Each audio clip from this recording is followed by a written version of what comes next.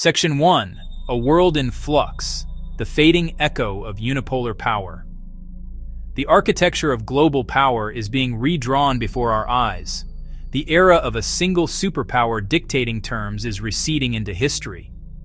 For decades after the Cold War, America's economic might, military supremacy, and cultural influence created a seemingly permanent unipolar moment. That structure offered stability, with American leadership as the organizing principle. But its foundations have eroded through a slow diffusion of power.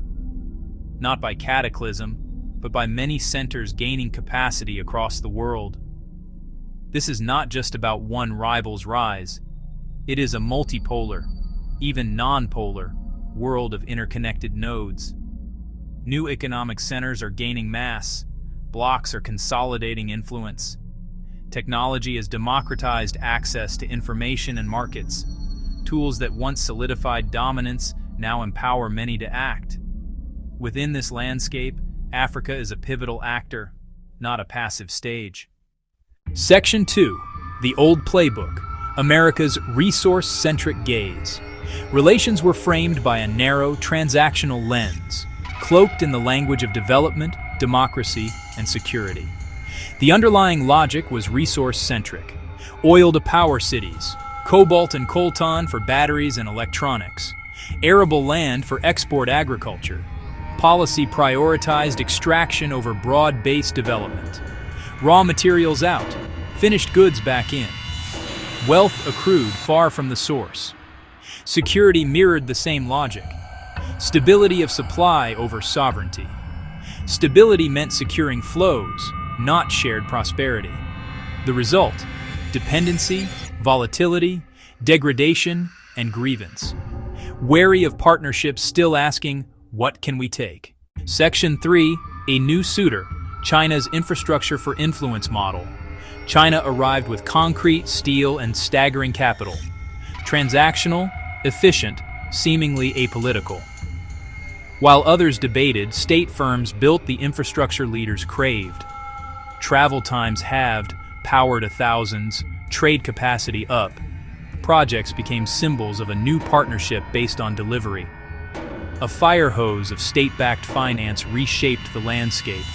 For the first time in generations, Africa had options and leverage. China brought not just projects, but bargaining power. Tangible progress translated into immense soft power, yet scale and speed would later meet harder questions. Section 4. The Limits of a New Model, Debt, Dependency, Disillusionment. Vast loans financed projects, with strings and opacity attached. Terms were often undisclosed, collateralized against future resources. Repayments loom, risking new forms of dependency. Jobs and skills transfer lagged. Key roles stayed imported. Local manufacturing linkages remained weak. Procurement channeled value away from local industry. Convenient neutrality sidestepped standards and rights. Opaque deals enabled rent-seeking and social costs. Infrastructure often optimized extraction, not resilience. Neither Western nor Chinese models proved sufficient. Both could still center outside interests. A quiet revolution is rejecting externally imposed blueprints. The era of passively accepting terms from Washington or Beijing is ending. A new generation asserts self-determination, pragmatic, not emotional. True sovereignty is economic. Control resources and industry.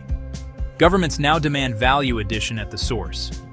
Battery minerals should anchor local manufacturing, not export lists. Raw log bans push processing and products made in Africa. Keeping more value on shore means jobs and resilient industries.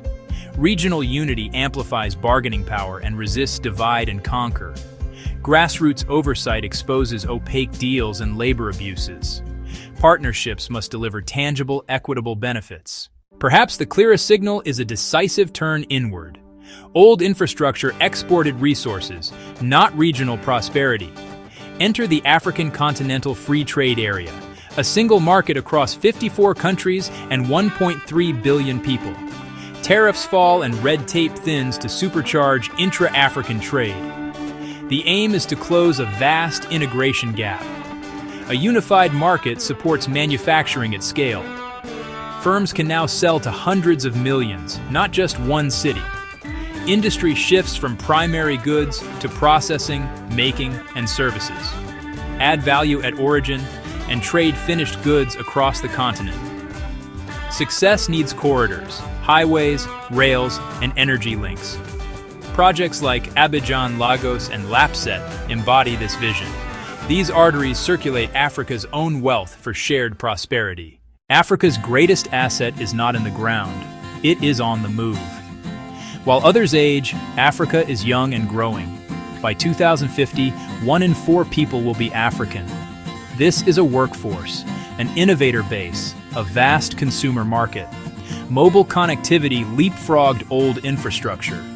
Fintech unlocked services for millions previously unbanked. Growth now arises from mines, not just minerals.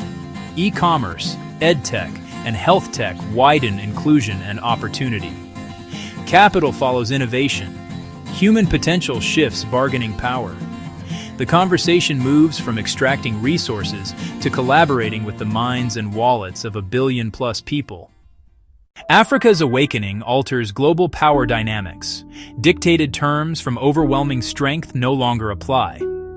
African nations act as agents, demanding respect, reciprocity, and a fair share. Partners must adapt or be left behind. First, move from extraction to local value creation. Invest in processing, manufacturing, and skills.